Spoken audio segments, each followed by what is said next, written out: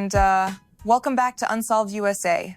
I am Brandi, and with me here is the illustrious Quinn. Hey, Brandi. Hey, it's nice to speak with you. You too. Again. Yep. Yes, it is good to be back for sure. So, today we're taking you to Sturgis, Michigan, for a case that is, you know, just so frustrating because it feels like the answer is right there, but no one is talking. Yeah, exactly. This is like the story of a young woman who literally runs for help only to vanish like moments later. We're talking about the disappearance of 23-year-old Brittany Shank. The scene is, it's something out of a movie, right? It's the night of the 30th of November, 2018, and there's this like thick, heavy fog covering all the rural roads. Around 9 p.m., a homeowner on a quiet country road hears a knock at their door. And when they open the door, they find Brittany Shank in like a complete panic.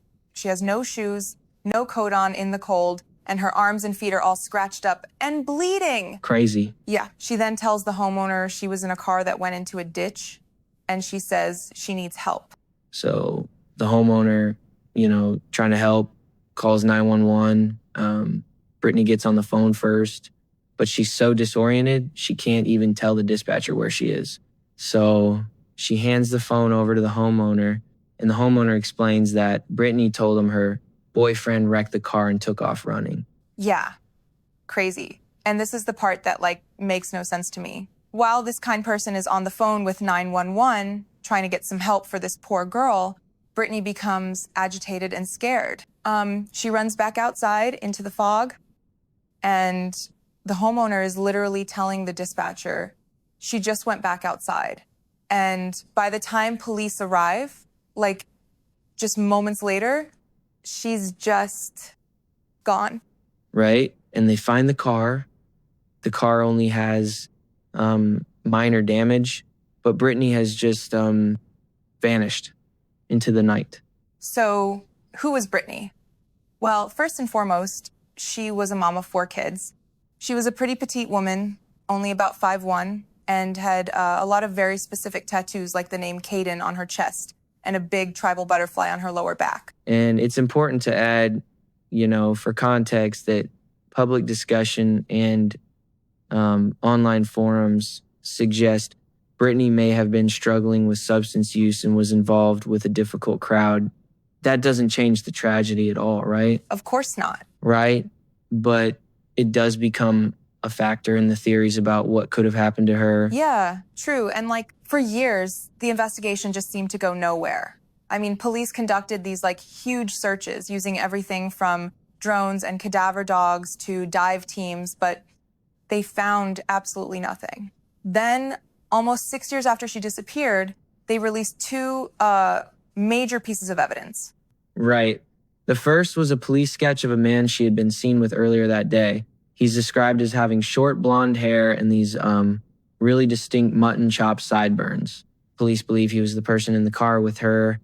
The second, of course, was the audio of the 911 call, the one we just mentioned. But even with that, the man with the mutton chops has never been identified. And police have openly said that the case has been blocked by a wall of silence. People who they believe have information, but who are just simply refusing to talk. Which leaves us with, theories. There are basically 3 main ideas about what happened. Okay. So the first is foul play.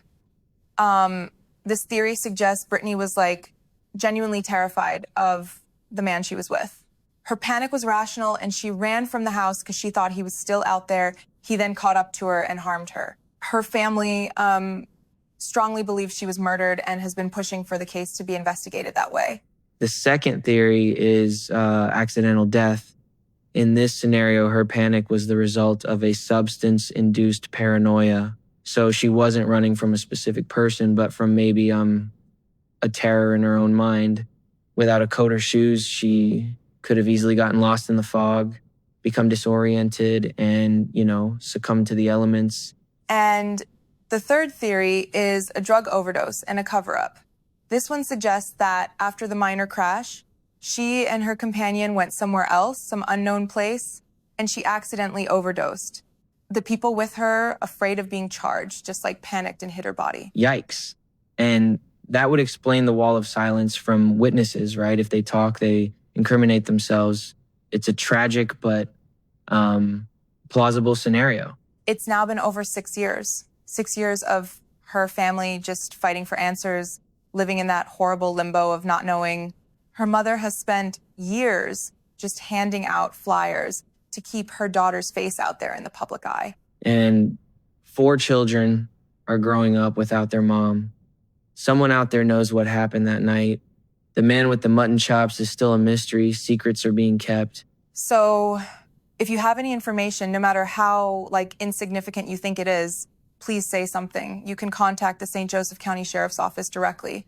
Their number is 269-467-9045. Let's help get some answers for Brittany's family. Yes. Thanks for listening to Unsolved USA. We'll talk to you next time.